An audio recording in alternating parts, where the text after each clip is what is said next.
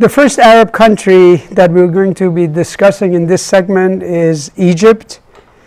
Egypt is an ancient land and has a long history and an illustrious culture. The sense of history for Egypt should be very deep, yet many Egyptians do not appear to be as deeply preoccupied with its history and culture as was the case with the Iranians. And that raises the puzzle why such a situation exists. One possible answer is this. The Egyptians have the distinction of being under foreign control for the longest time in any nation's history. And this will really affect or impact one's cultural identity. However, before we get to that portion of Egyptian history, I would like to begin by first identifying the various type of imperial control that is exercised when colonialists take over. So before we get to that specific example of Egypt, I want to identify these various controls. The first item is direct. That is the kind of control that you would have, the kind of imperial control you would have over a colony. What that involves is that you basically rule directly. The control of imperialists is officially recognized, and the polity that is colonized is regarded as your colony. The second category would be that of an indirect control. In this situation, the control is not officially recognized, and basically what happens is that you rule through the local and indigenous elites who are willing to cooperate. So in essence, you look for those elites in the country that are willing to cooperate with the imperialists. The third category of control is what we call formal. And in this situation, basically control is formally institutionalized. In other words, there is a formalized controlled relationship with the colony. And colonialists are in control and have the governmental apparatus which is needed to maintain the rule. And furthermore, the control involves usually a colonial officer who is in charge. And then the last category would be the informal.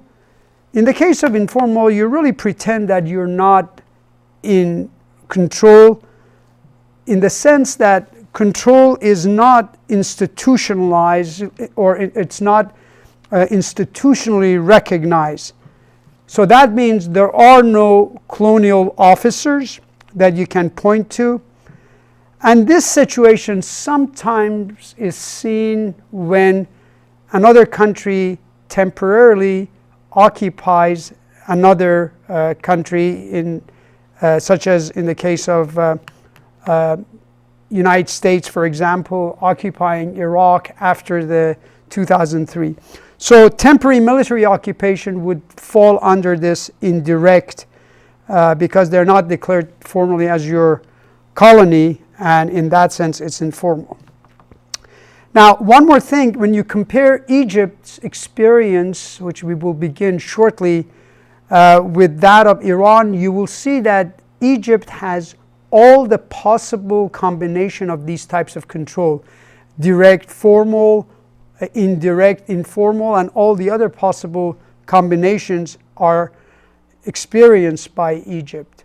By contrast, Iran during the late 19th century, as well as the early 20th century, only had indirect, informal experience with colonial power, mostly British and Russia. Iran never became a formal colony or under direct rule of either one of these imperialist power. So with that said, I want to begin now talk about Egypt, and the diagram that I'm going to give is going to cram more than 2 millennium of Egyptian history, and what it's supposed to do is to depict several waves of imperial conquest of Egypt. So the type of imperial control you will see, there's direct, indirect, formal, and informal. These were the categories that we discussed in the previous slide. So Egyptians, I would argue, let me give the whole, all the items in this slide. Egyptians were really impacted fundamentally and enduringly by each wave of imperialism they experienced, which I try to capture in this slide. What they found out was that the imperialists are remarkably the same, and by now the overall pattern should be very familiar. Typically, they set up their own communities with their own language and their own culture.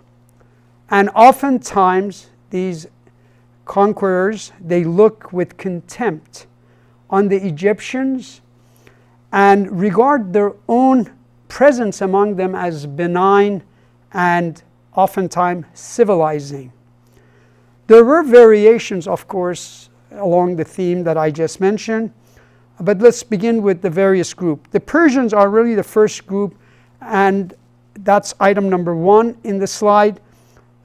Actually, before the Persians, there were the Hyksos, and they were there around 1800 BCE, before the Common Era.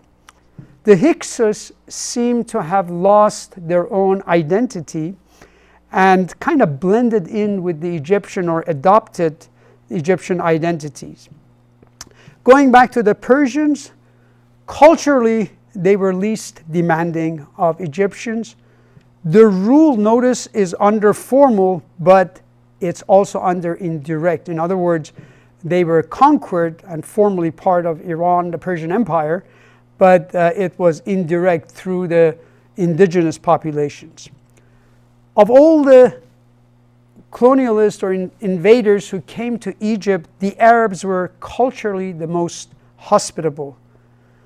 On the other hand, for cultural arrogance, the Greeks and the Europeans compete for top honors.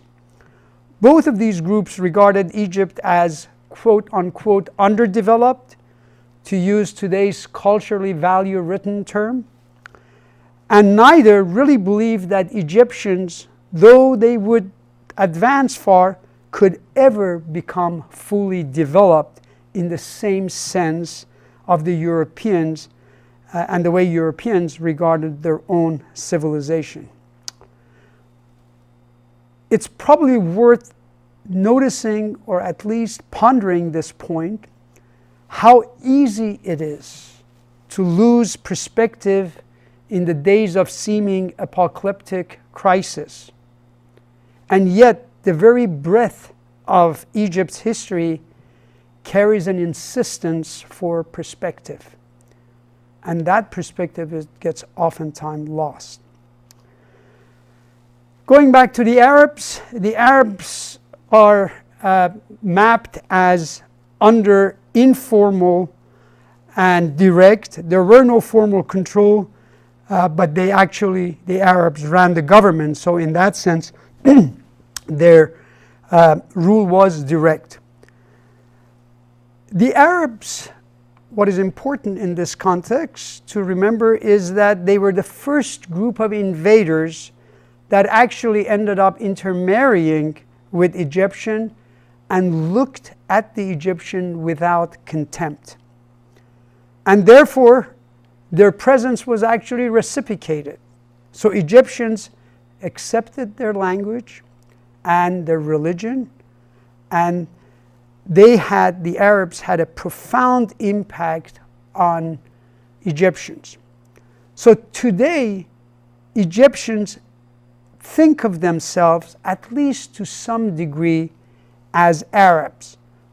That varies across Egyptians. Some still see themselves as Egyptians. Others would be comfortable with being also viewing themselves as Arabs. However, there are no identity confusion whatsoever among the Egyptians regarding the Greeks or the English. Let's do a comparison, for example. The Fatimids, who were the Arab rulers of Egypt during the early Muslim era from 909 to 1171 Common Era, may have not quite be sure that they were Egyptians, but Cleopatra was clearly much more Greek than Egyptian. The next group are the Mamluks. These were initially the servant warriors of the Ottoman, but as we saw sometimes in Europe, these servant warriors ended up at some point taking over, and that's pretty much what happened. The Ottoman Empire was far away, they couldn't control these people, and so they actually ended up taking over. We get to the modern European era in 1798 when Napoleon invades Egypt and kind of pretends that he's a Muslim. He says very nice things about Islam, and he's there, but his presence doesn't last too long. The British come in and they defeat him. So Napoleon is forced to leave Egypt about a year later after he invades. Number 7 is identified as Muhammad Ali. He was an Albanian officer in the Ottoman military. Muhammad Ali is known for a few things, but one of them was early on when he started his rule, because before him there were the Mamluks that they were still there.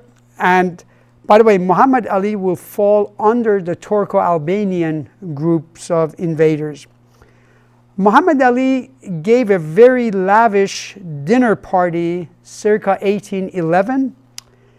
After wining, dining, and serenading the Mamluks Beys, the Beys are the elites during the Ottoman, his men then proceeded to massacre these Turkish-speaking and land-owning elites and practically eliminated them as a group of elites running Egypt. Eventually, Muhammad Ali established a dynasty which really lasted until 1952. The last king of that dynasty was King Farouk, who was forced into exile in 1952. That was the year of, I suppose one could say, the second revolution in Egypt, and as yet we haven't even discussed the first one. I should say, however, that Muhammad Ali's rule was no simple or ordinary dictatorship. With him, really, we get the beginning of modern Egypt. Now remember, officially, the Ottoman Empire is supposed to rule all of that area. But in reality, it is Muhammad Ali who is in charge and who is ruling. The next, number 8, is the first category of the British. And I have put them under formal and direct. So this means there is no bones about them being the colonial power. It is official, it's viewed as their colony, and they rule directly. I like to say something about the British rule. By and large, they were not very empathetic people, especially toward Egyptians. Like the Greeks and the French, they could not identify with the indigenous people. In 1922, as we'll discuss later, the British are forced to give formal independence to Egypt. Yet no one believed it. But then in 1952, they do give them independence. This time, everyone knew it, and the Egyptians knew they were no longer under British control. So this brings me to two very important points, and that is the period under which one could say Egypt was independent are very, very brief in that long history. One is from 1952 to 1975. This is a period that one could argue that Egypt was truly independent. And this covers two presidents, Gamal Abdel Nasser of Egypt, and of course President Sadat, who succeeded him after Abdel Nasser died. But then notice number 10. We have put that under indirect, informal, and guess who are the people that are controlling the Egyptian? President Sadat and President Mubarak.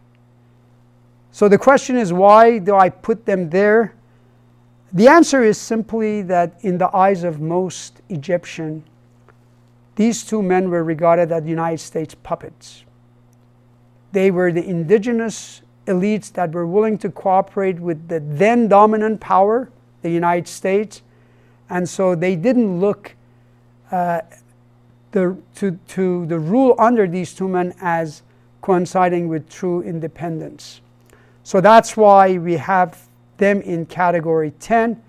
But then the last item on that table, if you notice, is from February 12, 2001, the fall of Mubarak. Again, you can think of Egypt having become independent. So this is a nation that has been under foreign control for well over 2,000 years. And when you have such a long history, you learn how to accommodate to foreign rulers. Therefore, you can see that this will have a cultural impact on many Egyptians and how they regard their own identity. So that's some of the items that I'm going to discuss in our next segment.